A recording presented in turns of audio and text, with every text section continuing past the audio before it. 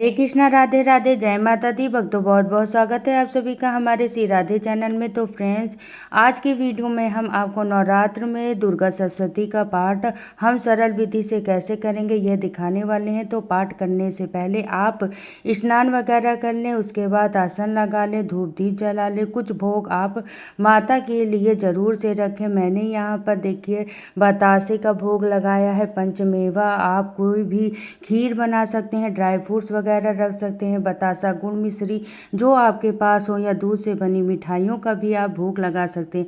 अच्छा, इसके बाद ना एक लकड़ी का चौकी आप ले लें, कोई पाटा ले लें और उसके ऊपर दुर्गा सप्तशती रख के पाठ करें। कभी भी हाथ में लेकर या अपनी गोद में रख कर ज़मीन पर रख के हमें पाठ नहीं करना होता है। या फिर आप इस तरीके का जो स्टैंड आता है यह ले सकते हैं। और अगर ये भी ना हो तो फिर आप एक थाली में आप कपड़े बिछा लें और उसमें आप जो पुस्तक है उसको रख के पाठ करें और लाल कपड़े से लपेट के आप दुर्गा सप्तशती को रखें, ठीक है। उसके बाद आप इन्हें खोलें, इस पर थोड़ा सा रोली, अक्षत, पुष्प चढ़ाएं, पूजा कर ले। पहले अच्छे से कोई भी पाठ हम शुरू करने से पहले उसका संकल्प लेना होता है। तो हाथ में अक्षत, फूल और थोड़ा सा जल लेकर आप संकल्प ले। फ्रेंड्स, जब आप संकल्प लेंगे, कोई भी पूजा का कोई भी अनुष्ठान करते हैं, कोई भी पाठ करते हैं, तो वो बिना किसी विघ्न बाधा के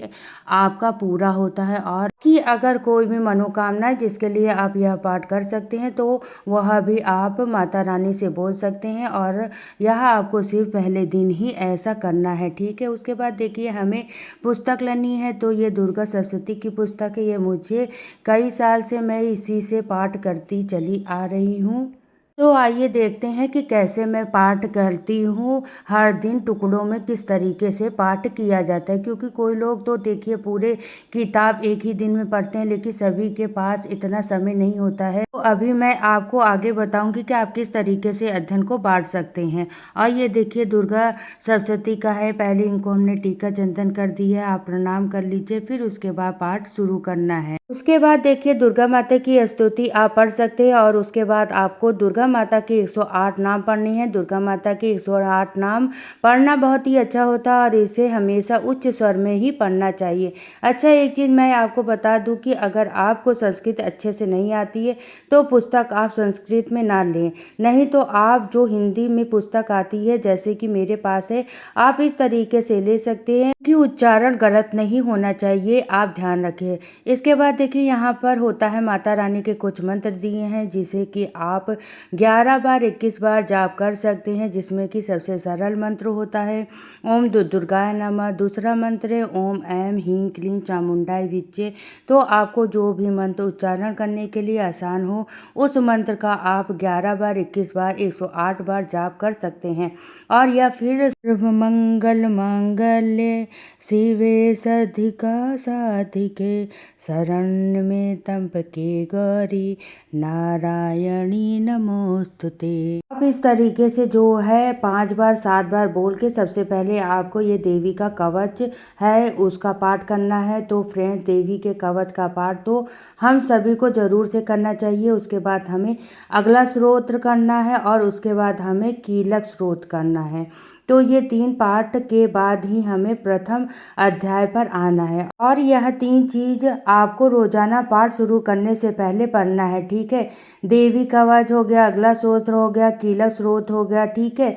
ये 3 आप पाठ करेंगे रोजाना। उसके बाद आपको अध्ययन पे आना है। तो आप चाहे तो डेली आप पूरी किताब, यानी कि इसमें 13 अध्याय होता है, आप 13 अध्याय रोजाना पढ़ सकते हैं। अगर आपके पास समय नहीं है, लेकिन क्योंकि आज के टाइम में सबकी बिजी लाइफ है, सबके पास इतना समय नहीं होता, तो आप इस अध्ययन को टुकड़ों में भी बांट सकते हैं। चलिए अब हम आपको दिखाते हैं कि आपको क्या करना है। आप अच्छे से नोट कर लीजिएगा। तो देखिए फ्रेंड्स, आप इसका स्क्रीनशॉट लेकर रख सकते हैं। अब हम करना क्या है, जो पहला दिन है, जो पहले दिन होगा ना, उसी दिन हमें पहले दिन अध्याय करना है पहला। ठीक है, पहले दिन पहला अध्याय करना है और ये अध्याय पढ़ने के बाद हमको दूसरे दिन 2 और 3 अध्याय करना है। दूसरे दिन हमको 2 और 3 अध्याय पढ़ना है। ठीक है, और 2 और 3 अध्याय मतलब 2 अध्ययन हमें पढ़ेंगे। दूसरे और तीसरे दिन हमें चौथा अध्याय पढ़ना है और चौथे दिन 5वां, छठा, 7वां, यानी कि हमें 4 अध्याय हमको पढ़ लेना है, कंप्लीट कर लेना है। जो कि 5वां दिन होगा ना, उस दिन हमें 9वीं और 10वां अध्याय करना है। ठीक है, छठवें दिन हमें केवल 11वां ही अध्याय पढ़ना है। छठवें दिन क्या है, 11वां अध्याय हमें पढ़ना है, नोट कर लीजिए। 7वें दिन हमें पढ़ना है 12वां और 13वां अध्याय। तो 12वां और 13वां अध्याय पढ़ना ही 7वें दिन हमें जो है 13 अध्याय कंप्लीट हो जाएगा। जब अगर आप अष्टमी पूजन करते हैं तो भी आपका 13 अध्याय कंप्लीट हो जाएगा और अगर आप नवमी पूजन करते हैं तो भी आपका अष्टमी तक यह 13 अध्याय कंप्लीट कर लेना है। अब मान लीजिए आपके यहाँ अध्ययन पूरा हो गया, उसके बाद आपको क्षमा याचना जरूर पढ़ना है। क्षमा याचना आप रोजाना भी पढ़ सकते हैं, नहीं तो आखिरी दिन आपको जरूर से पढ़नी है। और अगर आप सप्तमी या अष्टमी तक अगर मान लीजिए आप पाठ करके कंप्लीट हो गया है तो आपके पास अगर 1 या 2 दिन है बचा हुआ है तो आप दुर्गा माता के आप देवी का रहस्य पढ़ सकते हैं। बाकी की चीज़ें हैं जो बची हुई है, जो अभी तक आपने इसमें नहीं पढ़ी है, उन्हें आप पढ़ सकते हैं। ठीक है, तो इसमें 3 रहस्य दिए हुए हैं, देवी के प्रधान मूर्ति रहस्य। तो फ्रेंड, जो भी चीज़ें आपको लगे कि अभी किताब पढ़नी बाकी है, रह गई है, उसे आप पूरा कर सकते हैं। क्योंकि अगर देवी माँ के प्रति आपके मन में श्रद्धा है तो उनके बारे में भी सब कुछ जानना बहुत ज़रूरी है। और दुर्गा सप्तशती का पाठ करने के देवी माँ बहुत ही प्रसन्न होती हैं और माता रानी की कृपा से ही यह पाठ आप संपूर्ण हो पाता है। और आप अष्टमी या नवमी जिस दिन भी कन्या पूजन करती हैं, कन्या पूजन से पहले आपको यह अपना दुर्गा सप्तशती का पाठ संपूर्ण कर लेना है।